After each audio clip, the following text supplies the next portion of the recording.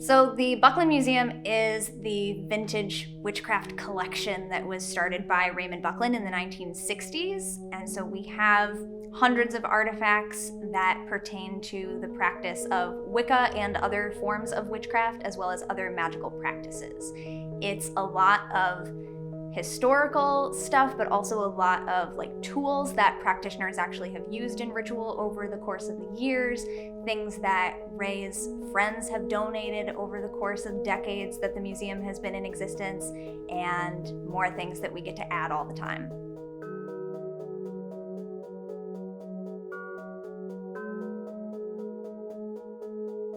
Raymond Buckland was an Englishman, but he moved to the United States in the 1960s, and so here he is really well known in the modern witchcraft and neo-pagan community for a few reasons. The main ones that I always tend to think about are that obviously here at the Buckland Museum, he started the first museum in the United States that is specifically dedicated to witchcraft and other magical practices from both a historical standpoint and a practice standpoint. So those of us who work here are practitioners of witchcraft and so on.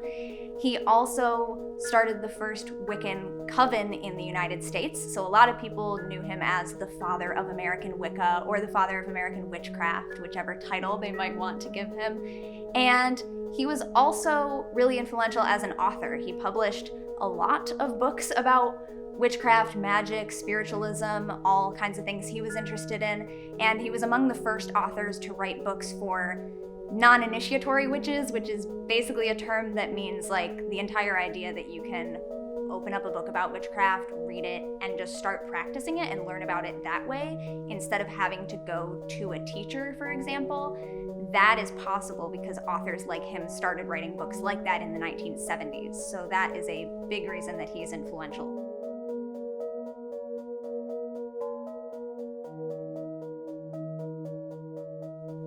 So this collection has existed at least since the mid-60s, and it kind of floated around with our founder Raymond Buckland for many years.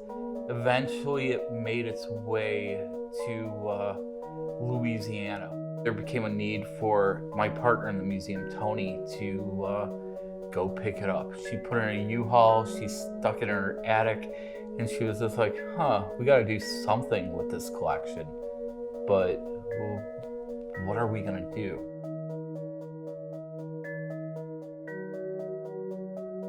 So for the better part of a year, I didn't know how this was gonna happen. It needed to be a museum again, clearly. But I just didn't have the time. And so we like to put things out to the universe. And I did. I prayed on it a lot, on some help. Ray emailed me one day and told me that there was an individual in Cleveland that was interested in coming down to see it. And turns out it was Stephen. And Stephen and I, volleyed some emails back and forth. And so my last email was, I don't think you understand. This isn't a museum. Things are not on shelves or in displays. I said, it's a lot of weird stuff in boxes.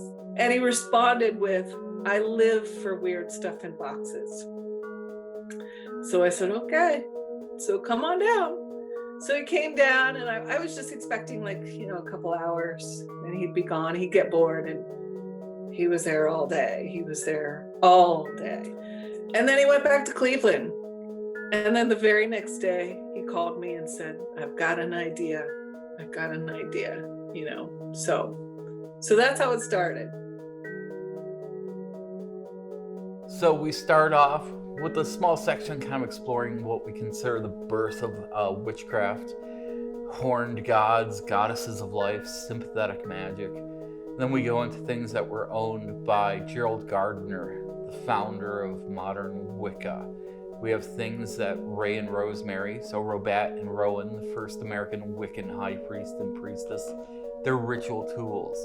So essentially, in my opinion, really kind of the birth of alt religion in America. We have some things about Ray's writing career after that. We have tools of witchcraft. We have a wonderful herbalism section. We have a section that I call the 6660s. It's kind of that explosion of psychedelia, full color printing, rock and roll. We have divination pieces. We have things that were owned by the Beast, Aleister Crowley, notorious magician. We have talismans, charms, jewelry. We have a tarot section in our rotating exhibit area. Behind me, currently it is Bert Schomburg, who was a beatnik bohemian painter back in the 1950s and 60s, Los Angeles.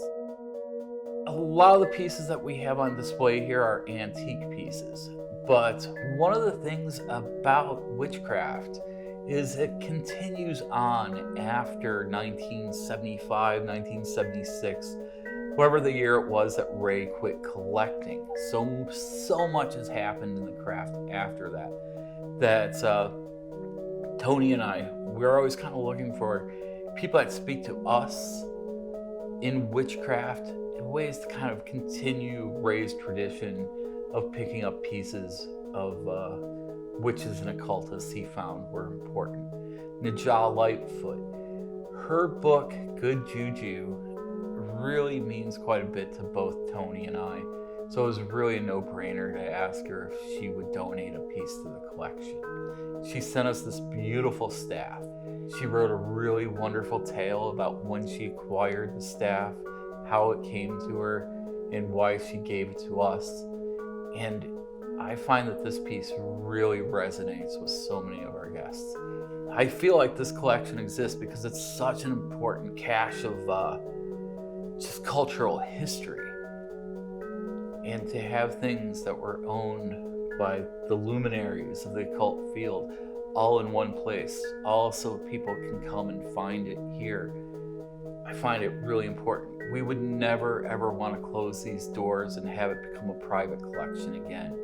We always want this to be a place, a destination for people that have an interest in this sort of thing to come to and realize that these were all created by other human beings just like them, and they can make their own mark in the world.